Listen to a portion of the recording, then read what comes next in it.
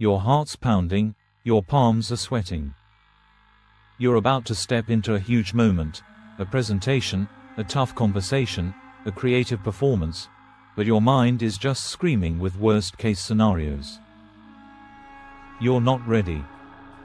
You're a fraud. You are going to fail.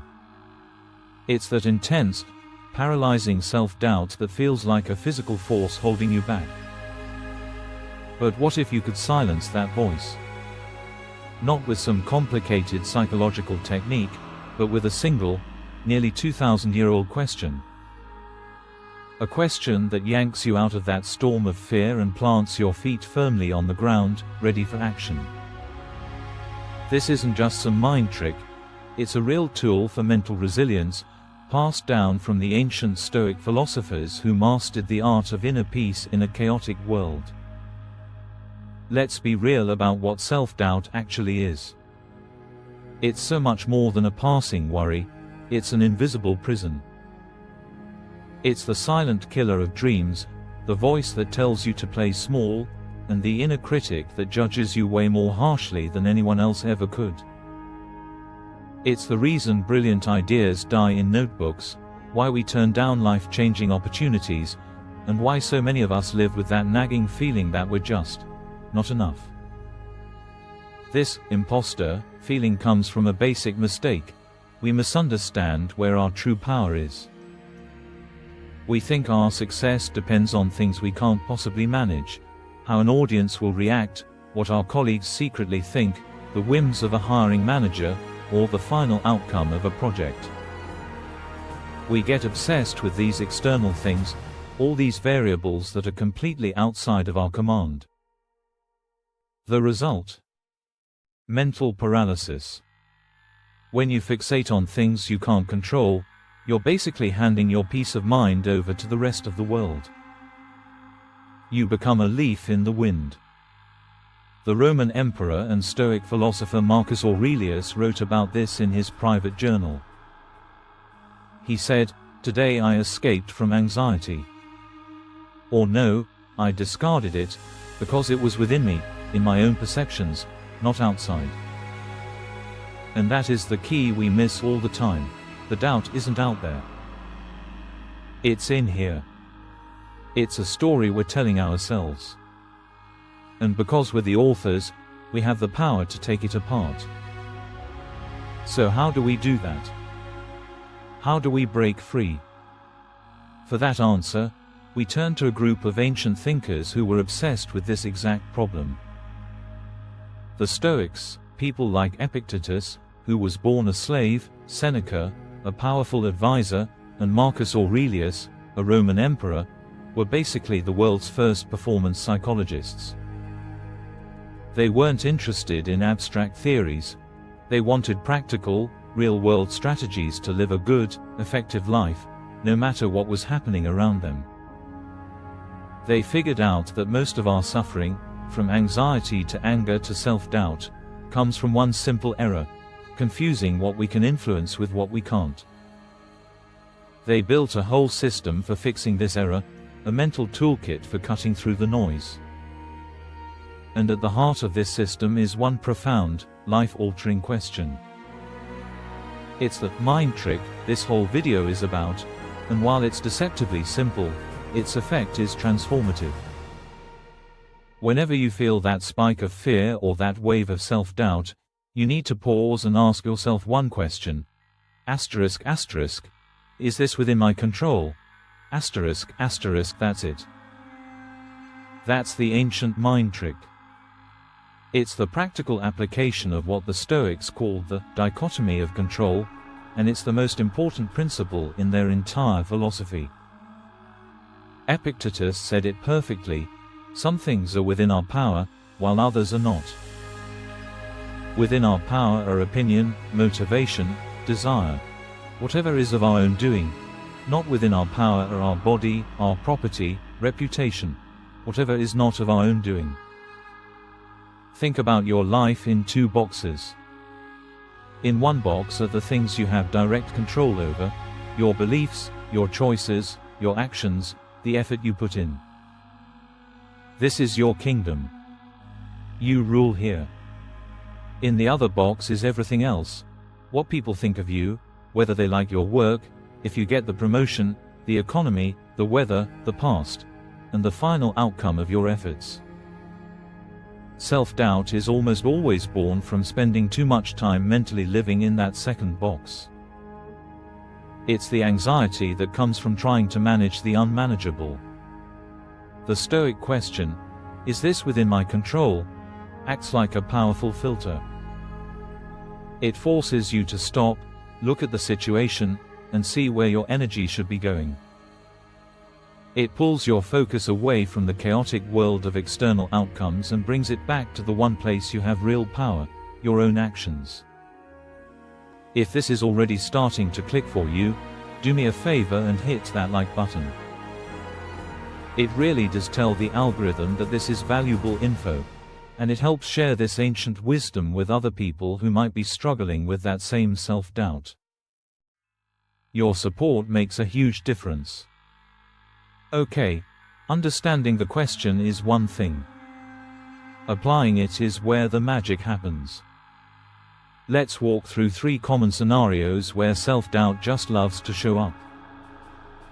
Scenario 1, the high-stakes presentation you're about to present to a room of important people.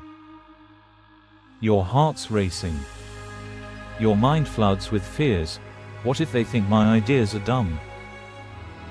What if I forget what to say? What if they see how nervous I am? Stop. Ask the question, what here is actually within my control? You can't control if your boss loves every slide. You can't control the audience's mood. You can't control if someone is bored and looks at their phone. Worrying about that stuff is a total waste of energy. What can you control? Your preparation. The hours you put into practice. The clarity of your message.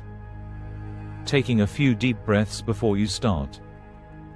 Your choice to speak clearly and with conviction. Your decision to focus on delivering value, not on begging for approval. By shifting your focus to what you can do, your prep and your delivery, the fear of the outcome starts to lose its power. You go from passively worrying to actively, confidently executing. Scenario 2, after a job rejection you get the email, "We've decided to move forward with other candidates." That sting of rejection hits, and the voice comes right back, "I knew it. I'm not good enough. I'm a failure." Pause. Ask the question, what here is within my control? You cannot control the hiring manager's final decision. That's already done. It's in the past. You can't control who the other candidates were. Obsessing over these things will only make you feel worse. What can you control? Your response. You can send a polite thank you email and ask for feedback. You can control how you analyze the experience. Which questions did I struggle with? What skills can I work on? You can control the time and effort you put into finding the next opportunity. The Stoic approach turns the pain of rejection from a judgment on your worth into useful data for your growth. Scenario 3, a difficult conversation you need to talk to your partner or a friend about something sensitive. Self-doubt starts whispering, "This is going to be a huge fight. They're going to get mad. I'll just make things worse." Breathe. Ask the question, what here is within my control? You absolutely cannot control how the other person will react. You can't control their emotions or how they'll interpret your words. Trying to game out their reaction in your head is just a recipe for anxiety. What can you control? Your own intentions, to be fair and constructive. You can control the words you choose and the tone you use. You can control your commitment to actually listen to their side without getting defensive. By focusing on what you bring to the conversation, you ground yourself in your own values, no matter how they react. You can't guarantee a perfect outcome, but you can guarantee you'll act with character. When you make a habit of asking this question, something profound starts to happen. You stop seeing yourself as a victim of circumstance and start seeing yourself as a person with agency. The goal isn't to become fearless, fear is normal. The goal is to act despite the fear. The Roman philosopher Seneca said that we suffer more often in imagination than in reality. This question is the tool that snaps you out of that destructive imagination. It short-circuits the endless what-if scenarios that fuel your anxiety and brings you back to the only time you have any power, right now. It brings you back to the only thing that matters, your next right action. This isn't a one-and-done fix. It's a practice, a mental discipline you have to work on every single day. But the more you use it, the more it becomes your default setting. You start to build a stable, internal foundation of self-worth based not on applause or external validation, but on your own consistent effort and honorable choices. Your confidence gets rooted in your character, not your accomplishments. And that is a confidence nobody can ever take from you. That pounding heart and that nagging inner critic might never go away completely. But with this simple, ancient question, you now have a shield and a sword. The question, is this within my control, is your shield against the fear of the unknown, and it's your sword to cut through the noise and clear a path for action. You don't have to let self-doubt kill your dreams. You can choose to discard it, because it was always inside you to begin with. You can choose to focus on what's in your power and let the rest go. That is the path to inner peace and unstoppable action. Now, I want you to try this. The next time you feel that flicker of self-doubt, pause and ask the question. Let me know in the comments, what is one situation this week where you're going to consciously apply this Stoic mind trick? Sharing it is a way to commit. And if this gave you a powerful new tool for your mental toolkit, please subscribe and share this video with someone who needs to hear it. Thanks for watching, and remember, focus on what you can control, and you will find your freedom.